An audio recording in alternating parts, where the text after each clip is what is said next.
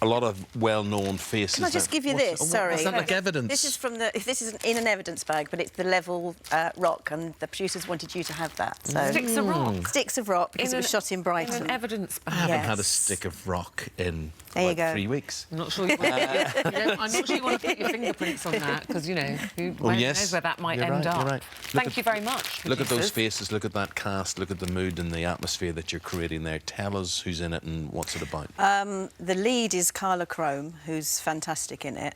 Laura Haddock, Rob James Collier, who was in Downton, fantastic. And Noel Clarke, who also is a fantastic actor, who's just done Adulthood. We know Noel, yeah. Phillip Amanda Burton, Philip Glenister, lovely Gary Lewis. And you. Jane Hazelgrove, Susan Packer. Ashley Kumar. Yeah, lovely, really lovely. First thing I notice about you, there is no Carol hair. No. Was that deliberate?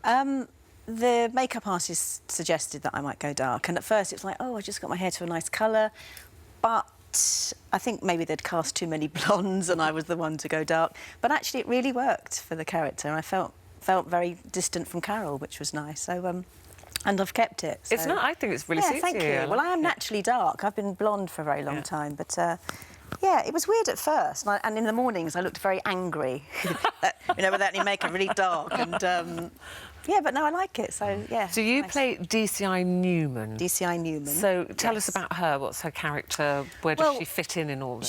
She actually is the lead, the sort of the boss of. It's interesting you mentioned Brighton there. Now the penny's dropping me with The Rock.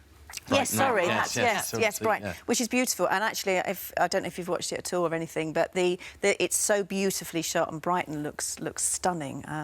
So it has a great cast. Yes, she's a great character. She's not emotional. You don't, because she's just doing her job. And I liked that, because obviously playing Carol for so long. 4 years and tears and shouting. Oh yes, and gurning. and. So with all of that, do you playing Carol and the intensity of a soap? Yeah. Do you begin to live that? Do you begin to bring some of that home? Does it begin to lay heavily on your shoulders? Yeah, I suppose it does. I suppose certainly the cancer story. I did. Do you arrive for work on a motorbike? I mean, how do you get to work in the morning? Do you? Because I left on a motorbike. But what I did notice something. This one I wanted to ask you. Right. So the scene we showed earlier this morning, you put on the helmet. Yes. And you waved everybody by that, and you put the visor down. Yes. But it was a black visor. Yes. And I thought, was that deliberate? Was that very convenient? Yes. Because. It's not me, is it? Right, I'm just wondering. I don't drive motorbikes, do you? I don't... No. Yes, so you just do the sort of put it on, and then I think she had a really nice bottom, which was rather lovely. I think, yes, if I'm going to have a bottom like that. I would insist on that. Yeah, I think I probably did. Yeah, so... Now, tonight, what is the storyline tonight? What is the plot? What happens? I can't tell you that, No, basically, is there a murder? Does somebody jump off a cliff or whatever? Well, there is a murder because I'm a detective in homicide. Right. And do you then study homicide to play that part? Well, I've been twice, actually. When I did a detective series years ago, I went to Bexley Murder Squad, and this time I went to Barking. And I had about 3 or 4 hours talking to a detective superintendent and some couple of DIs.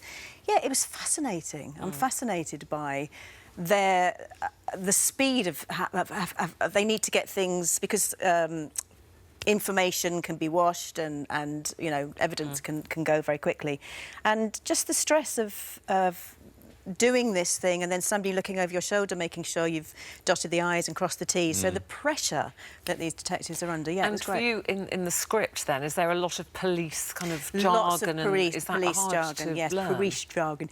Yes, loads. And actually I just had to learn it and look as if I've been saying that for years. Yeah, so that's... Yes, and it's got no emotional connection to anything. You've just literally got to do all your...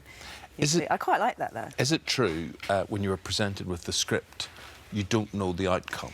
No, we didn't. I didn't know the outcome for the first 3 episodes, and then we shot for about 6 weeks. Then we had a break and did another lot.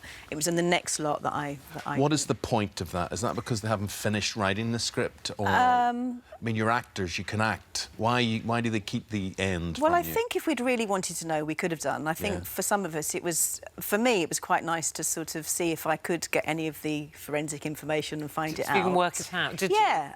No, I'm really not that clever. So in real life, you're not going to be that detective. No, although you know what? If I'd have known that the police force had under the umbrella of that all those different sort of sections and things, I think it's a fascinating place to have worked. Really. You know, good luck with this tonight. Thank you. How many parts is this? It's 6. 6 yeah. parts. So and it tells the story over the 6 episodes. So you know, it looks fantastic. Yeah. But just final question to you. Yes. So we see you leaving the square. You get on that motorbike. You or someone else's bottom drives that bike out of the square. Will that bike ever return to the square with you on it?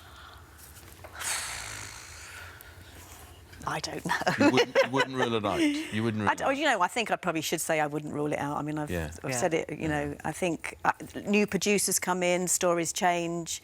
I'm having a great time. Just a bit of space and meeting other people and doing other things. So would it be nice to come back with the visor up, riding it yourself? So that, so it's you on the bike. Would it? Yeah, well... Would that be an ambition? Yeah, maybe, yeah. For more of the same, just click here. Everything has to fit in around Coronation Street. So, you know, when you're in storyline, it is 14-hour days, but when you're not, sometimes you can be off for weeks or... So, with the music, we're having to play everything by ear, and obviously, family takes priority for me. So, time with Alfie comes first, and if there are things that, you know, he can get involved with, like he's at band rehearsals sometimes and he loves it. He absolutely loves